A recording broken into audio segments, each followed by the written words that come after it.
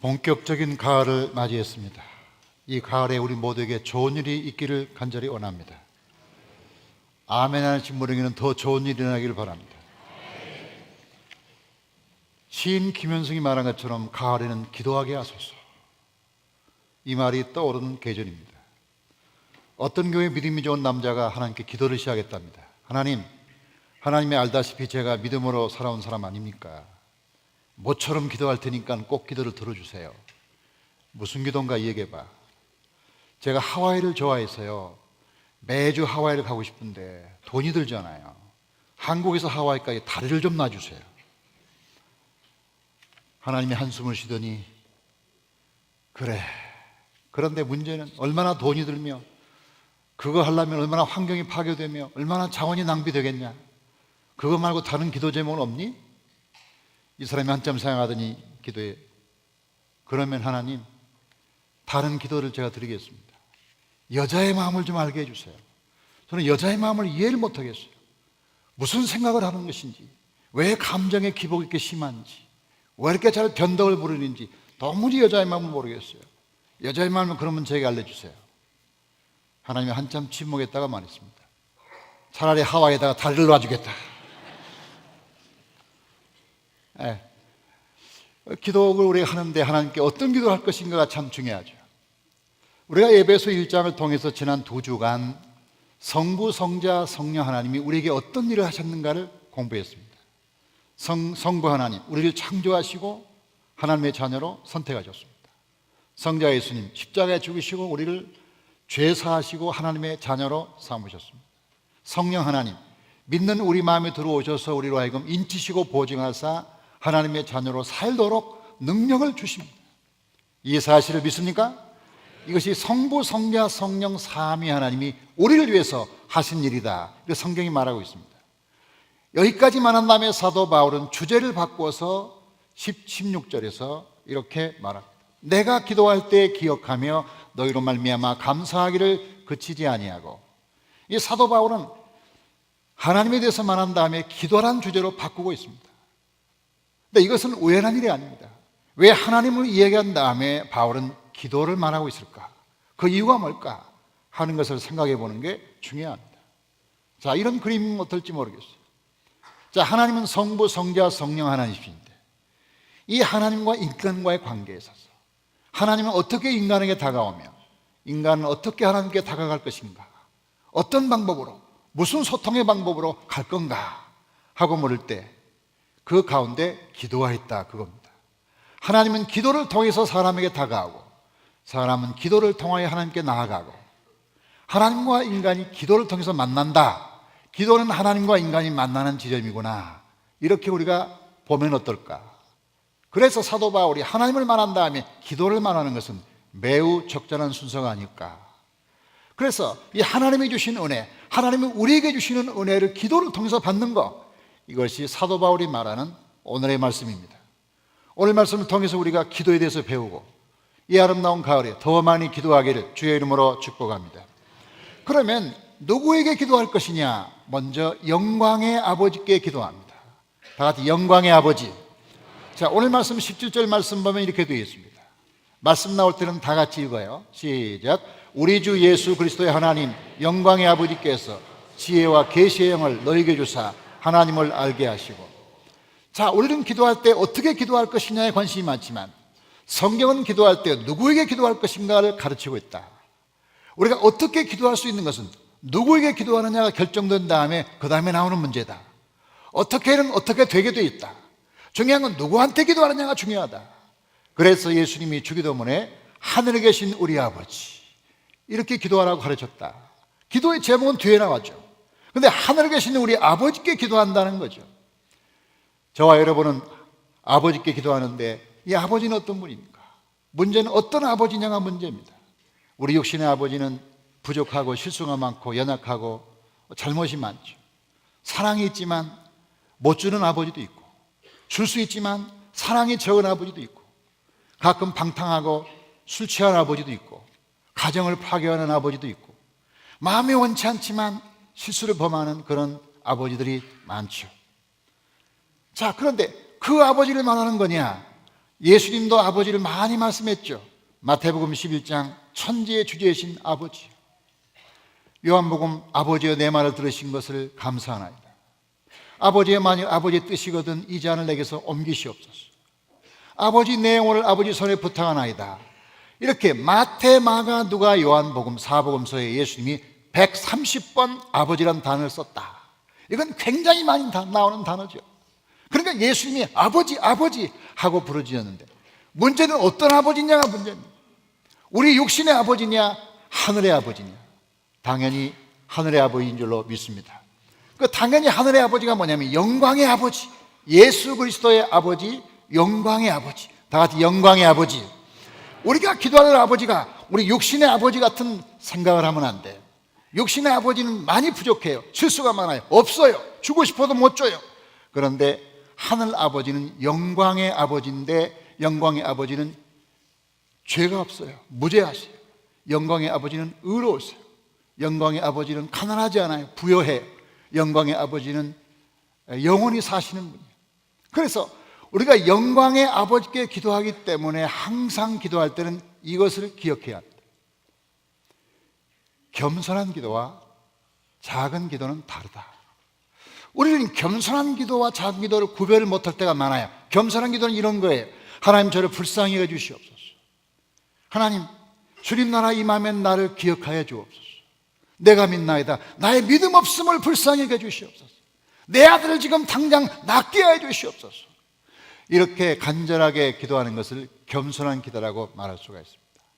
17세기 한 어부는 이렇게 기도했죠. 주님, 저로 하여금 죽는 날까지 물고기 잘 잡게 하시고 마지막 날에 주님 앞에 섰을 때 쓸모없는 물고기라 버림당하지 않게 하옵소서. 겸손한 어부의 기도입니다. 그런데 이런 겸손한 기도가 잘못되면 작은 기도가 된다. 그러니까 작은 기도가 뭐냐? 하나님 매우 바쁘시고 또 수많은 사람의 기도를 들어야 되는데 나까지 하나님을 귀찮게 하면 되겠냐? 그러면서 하나님께 최소한의 기도만 드리는 거죠. 하나님 제가 이 세상에 잘 사는 것보다도 그냥 삼시세끼 면하게 해주세요. 하나님 회사에 들어갔으니까 제발 잘리지 않게 해주세요. 하나님 비를 보내주시는데 우리 고추밭에만 조금 좀 뿌려주세요. 이렇게 하나님을 굉장히 작게 생각하는, 굉장히 겸손한 것 같은데 하나님을 좀 무시하는 듯한, 하나님을 작게 보는 듯한 그런 기도를 드리는 것은 작은 기도라고 볼 수가 있어요. 그런데 이렇게 작게 기도하는 것은 어떤 것이냐? 스펄전 목사님은 예를 들기를 말하기를, 하나님께 작은 기도를 드리는 사람은 세계적인 명의사한테 가서 반창고 하나 붙여주세요 하는 것과 같다고 비유를 했어요. 자, 명의는 죽은 사람을 살려내는 능력 있는 의사인데 그 사람한테 가서 죽은 사람을 살려달라고 말해야지. 아니, 제가 여기 조금 아픈데 고약 한번 발라주세요, 여기 반창고 발라주세요. 그건 네가 해. 그건 그분에게 갈 필요가 없어. 그 정도는 네가 해도 돼. 그런데 그 정도 작은 걸 가지고 하나님께 나가서 해달라고 그러니까 그 의사를 무시하는 것이 아니냐, 그런 거죠. 그럼 하나님의 역사를 창조하시고 우주를 창조했는데 우리가 이왕이면 큰 기도를 통해서 하나님이 크신 분임을, 그분을 인정하고 선포해야 되는데 너무 작은 기도를 드린다. 우리가 무엇을 기도하든지 간에 하나님께서 들으시는 줄로 믿습니다. 하나님은 우리 친구라고 성경이 말하고 있죠. 이사야에 보면 하나님은 아브라함을 나의 벗이라고 불렀어요. 그래, 창세기에 보니까 하나님이 아브라함에게 모든 걸 다 미리미리 말씀하셨다. 아브라함에게 말하지 않고 한 일은 없다. 그렇게 말했어요. 요한복음 15장 15절에도 나는 너희 친구라고 주님이 말씀하셨어요. 자, 우리가 주님이 우리의 친구라고 말할 때 우리가 오해하는 것은 친구니까 우리와 비슷한 존재구나, 친구니까 우리하고 비슷하겠네 라고 생각해서는 안 된다, 그 말이죠. 하나님 우리 친구란 말은 그분과 우리와 친밀한 관계에 있어야 된다는 걸 얘기하는 거지, 친밀하다고 해서 같은 종류는 아니라는 거죠. 미국에서 공부하는 저희 딸은 고양이 하나를 키워요. 왜냐하면 혼자 사니까 너무 심심하니까. 고양이를 얼마나 사랑하고 고양이를 얼마나 친밀한지 몰라요. 걔는 고양이가 친할 뿐이지 고양이가 같은 종류는 아니에요. 고양이가 말하기를, 아니 저 아가씨하고 나하고 친하니까 나하고 같은 종류 아니야? 그건 아니에요. 고양이와 친할 뿐이지. 하나님이 우리하고 친하게 지내자는 것이지 우리가 하나님과 동료는 아니라 이거예요. 우리가 하나님께 기도할 뿐이지 하나님은 우리가 다른 분이라 이거예요. 전혀 다른 분이라 이거예요. 전혀 다른 분. 하나님께 기도하면 크고 비밀한 일을 주신다고 약속하셨습니다. 시편 2편 보면 너희가 무엇을 기도하든지 내가 너에게 열방을 주겠다. 열방이 뭡니까? All nation, 모든 나라에. 우리는 하나님께 필요한 거 조금 구했는데 하나님이 주시고 싶은 것은 너무 많은 거예요. 그래서 어떤 신학자가 이렇게 말이죠. 하나님이 자신을 낮추고 우리에게 다가올 때 우리는 하나님이 우리 진짜 친구인 줄 알고 착각할 수 있다. 그래야 하나님을 우리가 부탁한 것을 신속하게 들어주는 119 비상구조원 정도로 오해할 수 있다. 물론 고장난 데를 고치고 상한 데를 치료하는 것도 영적인 일이다. 그러나 하나님은 우리의 작은 문제나 치닥거리하는 중고품 센터 사장이 아니다. 하나님은 우리 급한 문제나 처리해주는 119 수리센터 사장도 아니다. 하나님은 하나님이시다. 다 같이 하나님은 하나님이시다. 하나님이 능력이 많으시기 때문에 어떤 기도도 다 들어주시고 하나님을 능력 있는 분으로 인정하시기를 주의 이름으로 축복합니다. 자, 그러면 우리가 하나님께 기도하는 본질적인 목적이 뭐냐? 그 부분을 얘기할 때 이렇게 말할 수 있어요. 하나님, 두 번째가 뭡니까? 하나님을 알게 하시고, 다 같이 하나님을 알게 하시고. 다시 17절 말씀 보면 17절 볼까요? 영광의 아버지께서 지혜와 계시의 영을 너에게 주사 하나님을 알게 하시고. 다 같이 하나님을 알게 하시고. 기도의 목적은 크게 두 가지라고 볼 수 있어요. 문제 해결로서의 기도와 교제로서의 기도, 두 가지가 있겠죠. 문제 해결로서의 기도는 하나님께 문제를 얘기하면 하나님 풀어주시는 거죠. 하나님은 어떤 문제와 상관없이 다 풀어주시고 해결할 수 있는 능력이 있음을 우리는 믿습니다. 그러나 우리는 문제를 해결하기 위해서 하나님께 기도하는 건 아니다. 문제 해결은 하나님과의 교제의 결과로 우리에게 와지는 선물이다. 하나님과 잘 지내면 문제는 풀어지게 돼 있다. 근데 풀어지기 위해서, 문제 풀기 위해서 하나님께 가는 건 아니다. 등록금 달라고 부모와 자식이 있는 것은 아니라는, 부모와 자식 간의 관계가 되기 때문에 등록금 주는 것이지 등록금 때문에 부모님을 효도하는 것도 아니라는 거지. 그러니까 우리가 유산 받기 위해서 부모님께 잘해야 되는 것은 아니잖아요. 부모님께 잘하고 좋은 관계가 되면 유산도 받을 수 있잖아요. 그건 결과란 말이죠. 그렇기 때문에 우리가 주님으로부터 어떤 결과를 받을 수 있지만 그것이 목적이 아니고, 그러면 기도의 목적이 뭐냐? 17절 다시 보면 17절 제일 마지막에 하나님을 알게 하시고, 다 같이 하나님을 알게 하시고. 그러면 이 말씀 그대로 보여주세요. 하나님을 알게 하시기 위해서 하나님이 하시는 방법이 뭔가 하면 영광의 아버지께서 지혜와 계시의 영을 너에게 주사. 여기 영은 성령이에요. 성령을 말합니다. 그러면 성령이 기도할 때 두 가지가 동시에 일어나게 하는데 지혜와 계시를 준다는 거예요. 지혜는 사람의 입장에서 하나님을 알아가는 은혜예요. 하나님을 아는 은혜가 지혜고, 계시는 하나님 입장에서 사람에게 자기를 열어서 보여주는 은혜예요. 기도할 때 두 가지 기적이 일어나는데 우리가 하나님을 알게 되고 하나님을 우리에게 알려줘요. 지혜와 계시가 만나는 거죠. 이 지혜와 계시가 만날 때 이 두 가지를 하는 게 성령이라는 거죠. 그래서 우리가 보통 기도가 만능이다 말하는 것은 잘못된 말이에요. 기도 자체가 만능일 수는 없어요. 기도 아래 역사하시는 하나님의 만능이세요. 하나님 만능, 다 같이 하나님 만능. 하나님이 기도를 통해서 이루어주시는 하나님의 만능이시지 우리의 기도가 만능은 아니에요. 잘못하면 오해가 될 수 있다 이 말이에요. 그럼 기도가 만능인 이유는 뭐냐면 그 안에 성령님이 역사한다. 성령이 역사해서 우리로 하여금 지혜, 하나님을 알게 하시고, 계시, 하나님이 알려주시고, 알게 하시고 알려주시는 그 두 가지를 동시에 성령께서 하시면서 기도를 통해서 우리가 하나님을 더 많이 알아간다는 거죠. 하나님을 많이 알아가는 수준과 더불어 그분이 우리에게 주신 축복을 받는 거다. 그렇게 말할 수가 있어요. 그럼 우리가 기도를 통해서 뭐를 하나님을 안다는 거냐? 세 가지를 아는 겁니다. 18절에 두 번 나오고 19절에 한 가지가 나오는데 18절 볼까요? 시작. 너희 마음의 눈을 밝히사 그의 부르심의 소망이 무엇이며 성도 안에서 그 기업의 영광의 풍성함이 무엇이며. 19절. 그 힘의 위력으로 역사하심을 따라 믿는 우리에게 베푸신 능력의 지극히 크심이 어떠한 것을 너희로 알게 하시기를 구하노라. 자, 여기 세 가지를 알게 되는데 기도를 통해서 저처럼 우리는 하나님이 우리에게 부르셨다는 사실을 알게 돼요. 우리는 기도하기 전에는 다 자기가 스스로 산 줄 알아요. 내가 알아서 살고, 내가 시험 보고, 내가 직장 들어가고, 내가 결혼하고, 다 내가 주인이야. 그런데 기도할수록 뭘 깨닫냐면, 내가 스스로 존재가 아니라 누군가 나를 불렀구나. 누군가 나를 이 땅에 보냈구나. 내가 어떤 사명을 가지고 있구나.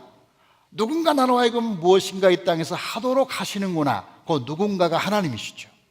기도를 통해서 발견하는 것은 하나님이 나를 불렀구나 라는 것을 많이 느끼는 거예요. 많이 느껴요. 그래서 로마서 볼까요? 로마서 8장 28절에 우리가 알거니와 하나님을 사랑하는 자고 그 뜻대로 부르심을 입은 자들에게는 모든 것이 합력하여 선을 이루느니라. 하나님이 사랑이시기 때문에 저와 여러분을 부르신 줄로 믿습니다. 하나님이 선하시기 때문에 저와 여러분을 불렀어요. 그럼 부르신 다음에 뭐 하느냐? 29절로 갑니다. 29절, 하나님이 미리 아신 자들을 또한 그 아들의 형상을 본받게 하기 위하여 미리 정하셨으니 이는 그로 많은 형제 중에서 맏아들이 되게 하려 하심이니라. 30절, 또 미리 정하신 그들을 또한 부르시고 부르신 그들을 또한 의롭다 하시고 의롭다 하신 그들을 또한 영원롭게 하셨느니라. 하나님이 우리를 온전한 구원으로 이끌어 가시는 것의 출발이 부르심이라. 하나님의 콜링, 하나님이 우리를 불렀다. 하나님이 부르셔서 어떻게 하자는 거냐?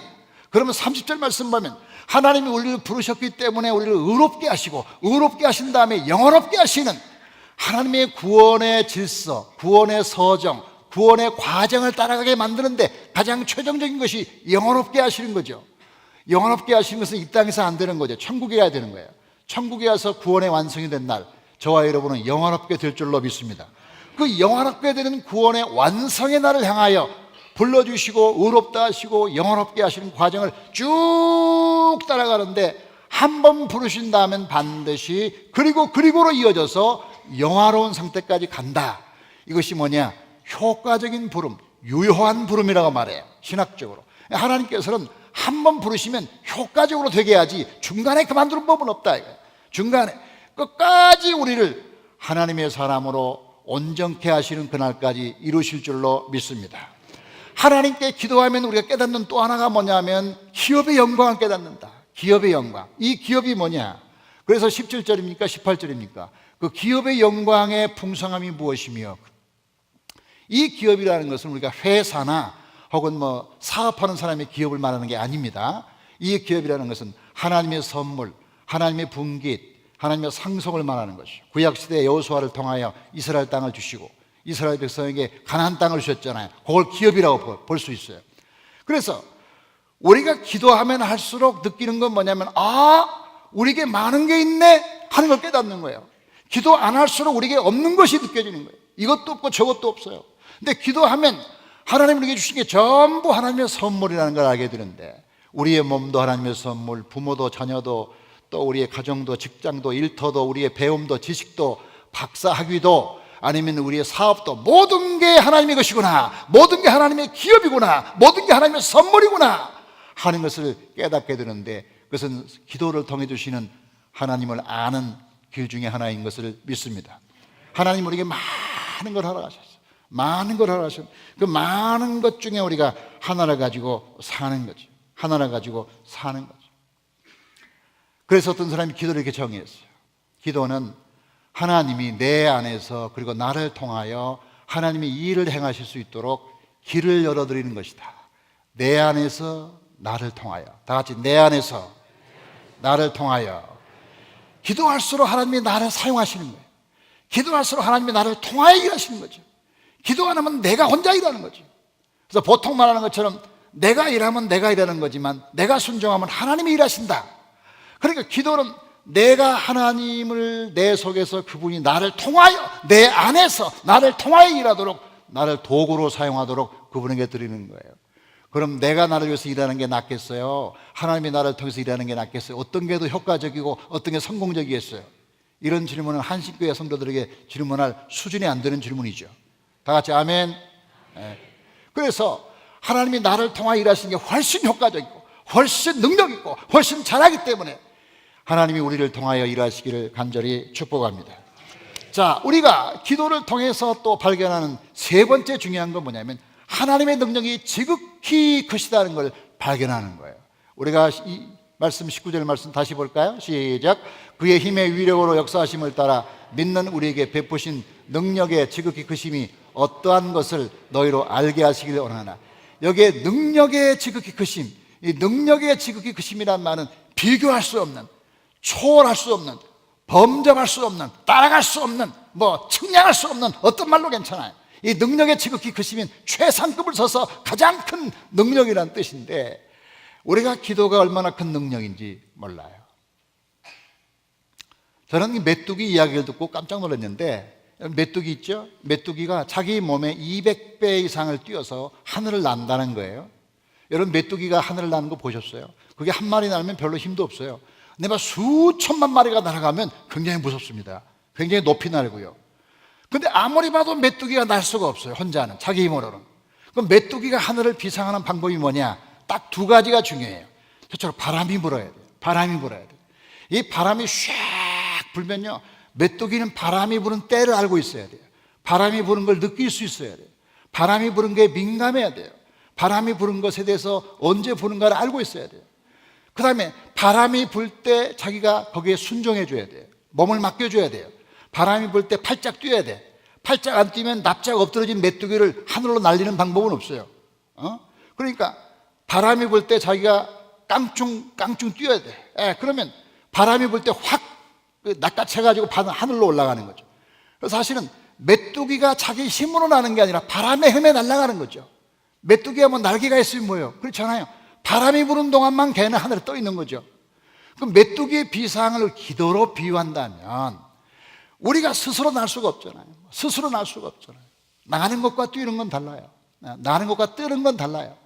사람들은 전부 뜨는 걸 좋아해요. 연예인처럼 뜨는 걸 좋아해요. 이 사람 떴다. 떴다 그러는데 뜨는 건 자력으로 뜨는 거예요. 곧 더 떨어지게 돼요, 걔는요. 나가는 것은 바람이 물러가니까 바람이 있는 한 걔는 안 떨어져요. 그래서 사람들은 모두 뜨는 걸 좋아하는데 우리는 나는 걸 좋아해야 돼. 나는 걸 좋아해야 돼. 뜨는 걸 너무 좋아하지 마세요. 뜨는 건 금방 떨어져요. 그러니까 우리가 메뚜기를 통해서 배우는 기도에 대한 진리는 우리는 다 메뚜기처럼 연약하고 우리 힘으로 도저히 날 수가 없는 존재가 아니냐. 그러니까 성령의 바람을 기다려야 되는 거예요. 아멘. 하나님의 성령의 바람이 우리를 향해서 불 때 그 성령의 바람에 몸을 맡기면 우리는 날아가는 존재가 되는 거예요. 우리 힘으로 안 된다 이 말이에요. 우리 힘으로 안 돼. 어떤 것도. 그렇기 때문에 이 성령의 바람이 불 때를 민감하게 보고 있어야 되고 경험하고 그리고 느껴야 된다. 성령의 바람이 불 때가 언젠가 알려면 어떻게 해야 돼요? 민감해야 하잖아요. 깨어 있어야 되잖아요. 또 기도해야 되잖아요. 그래 하나님이 역사할 때를 아는 거야. 그리고 중요한 것은 뭐예요? 자기 나름대로 노력도 해야 돼요. 왜? 깡충 뛰어야 되잖아요. 그래야 이게 바람에 날려가잖아요. 우리가 뭔가 기도가 하나님이 전적으로 하는 일이지만 우리가 좀 뭔가 노력하고 애쓸 필요가 있다. 새벽에 아침에 일찍 일어나서 자명종 켜놓고 일어나는 피곤도 감수해야 되고, 금요일날 심야기도에 일주일 동안 애쓰고 피곤해서 피곤하지만 그래도 금요일날 나오는 노력이 필요하고, 집에 성경 읽으면서 피곤하지만 하나님께 기도하는 노력이 있어야, 그 노력은 하나님이 메뚜기를 날게 하시는 그 능력에 비하면 아무것도 아니지만, 그러나 그 작은 노력이 없으면 결국은 메뚜기가 못 뜬다는 거죠. 우리가 기도를 위해서 노력하는 것이라는 것은 하나님이 우리를 하늘에 띄우는 것에 비하면 아무것도 아니다. 새벽에 뭐 눈을 씻고 나온다든지 뭐 심야기도에 나온다든지 무슨 기도를 한다든지 하는 것은 우리가 하는 것이 대단하게 보여도 사실은 전체적인 기도의 큰 그림에서 볼 때는 작은 모자이크에 지나지 않지만, 그러나 그것도 안 된다면, 그것을 안 넣는다면 우리가 하나님께 기도가 안 된다. 저는 이 에베소 3장 20절 말씀을 너무 좋아해요. 3장 20절 시작. 우리가 구하거나 생각하는 모든 것에 더 넘치도록 능히 하실 일. 다 같이 넘치도록. 하나님께서 우리의 기도를 통하여 그분이 일하신다는 것을 생각해야 되는데, 기도는 우리의 개인적인 일과 혹은 또 교회와 또 민족을 위해서 다 능력 있는 방법입니다. 우리가 한번 생각해 보세요. 우리가 일생을 살아오면서 가장 행복하고 능력 있었던 때는 그래도 그때는 기도 많이 할 때였어요. 그런데 우리가 좀 실망하고 낙심하고 뭔가 안 되고 힘들고 할 때는 대개 영적인 낙심과 침체의 기간이에요. 기도와 관련된다. 우리의 모든 삶은 기도와 관련된다. 기도를 많이 하고 적게 하는 따라서 우리의 삶이 달라진다는 거죠. 여러분, 예수님이 마태, 마가, 누가, 요한복음에서 개인적으로 한 사람 한 사람을 치료한 사건이 41번 나와요. 예수님의 치유 사건에 집단으로 치료한 거 빼고 예수님이 개인적으로 치료한 게. 그런데 41번을 조사해 보면 90%가 기도한 사람에게 응한 거예요. 기도하지 않는데 하나님이 도와주신 경우는 별로 없어요. 그 10%인데 그 10%는 뭐냐면 그래도 기도할 마음이 속에 있는 걸 보시고 주님이 마음을 이해하시고 치료해 주신 경우는 있어요. 그러나 90%는 주여 불쌍히 해 주시옵소서, 낫게 해 주시옵소서, 내 딸이 귀신 들렸나이다, 제가 혈루병 환자로서 주님의 옷자락에 손을 만집니다, 이렇게 주님께 나와서 간구할 때 90%가 하나님이 치료하신 줄로 믿습니다. 하나님 모르셔서 치료 않을까요? 다 알지만 그 마음에 사모하는 마음을 갖기를 주님이 원하시는 거죠. 교회 부흥도 마찬가지. 교회 부흥도 목회자 혼자 할 수 없어요. 목회자 혼자 무슨 수로 합니까? 모든 교회들이 기도하고 함께 합심할 때 하나님 교회가 부흥할 줄로 믿습니다. 1872년에 미국의 무디가 영국에 가서 부흥회를 했답니다. 한 마을에 가서 400명 사는 마을에서 부흥했는데, 부흥회 며칠 하는 동안에 400명 그 마을 사람들 전부 교회로 나온 거야. 한 사람 외에 없이 다 구원을 받았다. 그래 무디가 깜짝 놀래가지고 내가 설교를 잘해서 그랬나? 하고 생각했는데, 나중에 미국 돌아가서 들은 소식은 그 영국의 그 마을에 한 아들레르라는 여자가 병자가 있는데, 환자인데 이 사람이 병원에 입원했어요. 입원해서 무디 선생님이 오신다는 말을 듣고 기도하기를, 하나님, 저는 몸도 아프고 병자고 아파서 교회는 못 나가지만 대신 기도할 테니까 하나님 무디 선생님의 부흥회가 승리하게 하시고 많은 영혼들이 구원받게 해주세요 하고 기도했는데, 그분이 결국은 돌아가셨는데, 나중에 병상에 보니까 동네 사람 400명 이름을 다 쓴 종이를 들고 매일 그 사람들 위해서 중보기도 했더라, 그런 얘기예요. 여러분, 교회 가장 훌륭한 분들은 저는 기도하는 분이라고 저는 믿습니다. 여러분 그렇게 믿습니까? 제가 부흥회하는 동안에도 우리 교인들이 목사님 위해서 기도하고 있어요. 사명을 감당하고 있어요. 미션을 수행하고 있어요. 아침마다 기도해요. 그런 분들이 많았어요. 그런 분들 때문에 하나님의 은혜가 임한 줄로 믿습니다. 교회도 마찬가지고, 그리고 나라도 마찬가지예요. 이 나라가 새롭게 되는 것도 기도를 통해서 이루어진 거예요. 우리가 이거 루마니아라는 나라가 있죠. 공산국가였는데 루마니아가 독립했는데, 그 루마니아의 1980년대 토케스라는 목사님이 거기 들어가요. 자기 고향이거든요. 그래서 그곳에 들어가서 목회를 시작하면서 이 사람이 공산당에 반대하고 아주 공산당을 대놓고 비판하면서 성경 말씀을, 진리를 막 선포하면서 기도 운동을 일으킨 거예요, 이 토케스라는 목사가. 그래가지고 그 교회가 한 50명 모이던 교회가 막 500명, 5,000명까지 모이게 돼서 굉장한 부흥을 경험했는데, 공산당이 보니까 자꾸 자기를 비판하면서 이상한 놈이 와가지고, 그래서 공산당에게 요주의 인물이 된 겁니다. 그래가지고 이제 이 사람을 뭐 죽이려고도 하고 뭐 별수를 다 썼는데, 그 교회들이 전부 뭐 목사님을 막 막아가지고서 해볼 수가 없는 거야. 그렇게 해가지고 결국은 점점 무너지기 시작해서 루마니아가 독립되고, 그래서 이런 사태가 일어나게 된 거죠. 이번에 제가 독일 갔다 왔는데, 거기 라이프니츠에도 성 니콜라이 교회도 1981년부터 98년, 89년까지 거의 10년간 처음에 20명이 시작했다가 마지막에 20만 명까지 모여서 간절히 이 나라 독립을 위해서, 통일을 위해서 기도해 동서독이 통일되는 역사를 경험하게 된 거예요. 오늘 우리가 기도할 제목이 참 많습니다. 이번 가을에 정말 많은 기도 제목을 가지고 있어요. 개인적으로, 가정적으로, 교회적으로, 또 민족적으로 많은 기도 제목을 가지고 있는데, 이 아름다운 절기에 하나님께 기도하여 지극히 크신 하나님의 능력이 임하기를 주의 이름으로 축복합니다. 하나님 감사합니다. 거룩한 주일 하나님께 나와 예배하며 기도하는 모든 성도들에게 은혜를 더하여 주시옵소서. 우리에게는 기도가 필요합니다. 이 기도의 은혜를 우리에게 넘치게 부어 주시옵소서. 하나님 아버지, 우리 죄를 사하시며 우리 병을 고치시는 주님, 감사를 드립니다. 날마다 기도할 때 하나님의 성령이 우리 가운데 임하게 하옵소서. 우리가 기도할 때 우리 기도를 들으시는 분은 영광의 아버지인 줄로 믿습니다. 세상의 아버지가 아니라 우리의 기도를 들으실 수 있고 들어주시려고 하시는 하나님인 줄로 믿사오니, 하나님을 믿고 크게 기도하게 하여 주시옵소서. 작은 기도가 겸손한 기도가 아닌 것처럼 큰 기도는 교만한 기도가 또한 아닙니다. 우리가 기도할 때 하나님을 아는 것에 최종적인 목적을 두게 하여 주시옵소서. 하나님, 우리는 하나님을 통해서 무엇을 얻기를 바라지만 하나님은 기도를 통하여 자기 자신을 주시기를 원합니다. 우리가 하나님을 만날 때 모든 것은 얻게 되어 있는 줄로 믿습니다. 하나님을 알아가는 거기에 우리의 기도의 제목을 허락해 주시고, 우리가 기도하면서 얼마나 하나님으로부터 많은 것을 받았는지, 얼마나 많은 기업이 있는지, 얼마나 하나님의 능력이 지극히 큰지를 경험하게 하여 주시옵소서. 하나님이 능히 크신 주님을 이번 가을에 만나게 도와주시고, 교회에서, 가정에서 기도함으로 하나님을 만나는 복된 계절이 되도록 축복하여 주시옵소서. 우리 주 예수 그리스도 이름으로 감사하며 기도하옵나이다.